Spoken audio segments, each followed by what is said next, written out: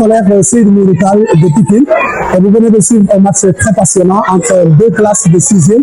C'est la 4e édition de la compétition que nous organisons ici à l'école. Et chaque année, il y a des matchs très passionnants avec des élèves vraiment très cultivés qui font beaucoup de recherches avant de venir jouer ces matchs-là. Nous en sommes donc aux dernières journées pratiquement. Ce sont les 6e qui jouent aujourd'hui.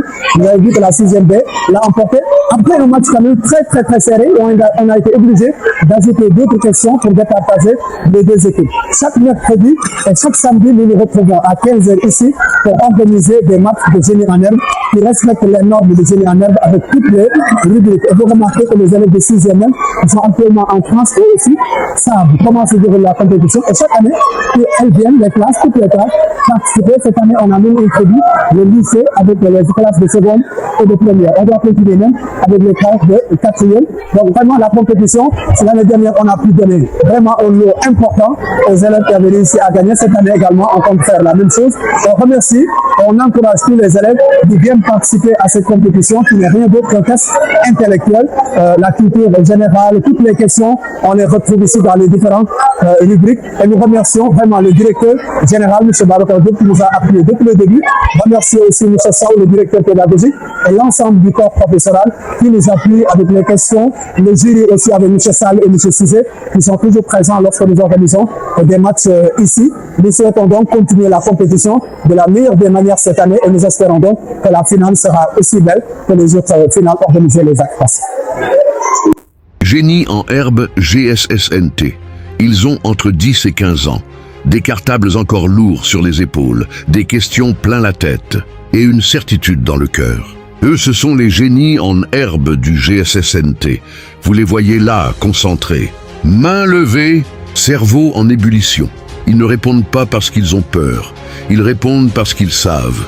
Mathématiques, sciences, histoire, géographie, culture générale, langues. Aucun sujet ne les intimide.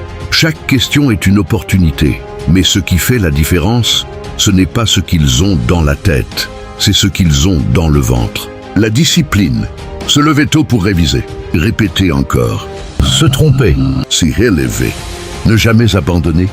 La curiosité, cette soif insatiable de comprendre pourquoi le monde tourne comme il tourne et comment ils peuvent le faire tourner autrement. La confiance, pas celle qui ignore la difficulté, celle qui la regarde en face et dit « Essaye-moi ».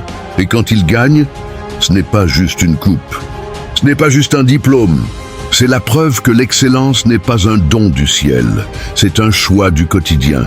À toi qui regardes cette vidéo. 3 questions. C'est parti. Première question. Dans une course de relais, comment appelle-t-on ce petit bâton? Oui. Le témoin. Pour la 6e guerre.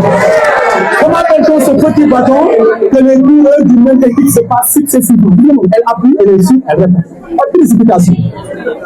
Deuxième question. Dans quel pays se trouve la bande de Gaza? Ouais. En Palestine. Pour la 6e guerre. Et dernière question. Dernière question. À quel sport doit-on penser en entendant le célèbre nom du tournoi Roland Garros? Oui? Le tennis.